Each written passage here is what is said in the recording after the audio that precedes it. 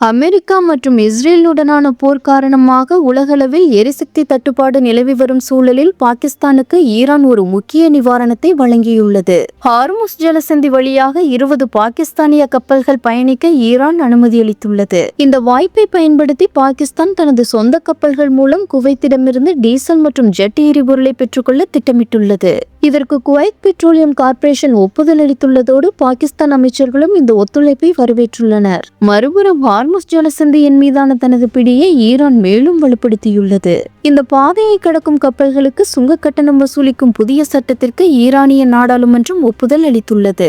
அதே சமயம் அமெரிக்கா மற்றும் இஸ்ரேலிய கப்பல்கள் இந்த பாதையை பயன்படுத்த தடை விதிக்கப்பட்டுள்ளது.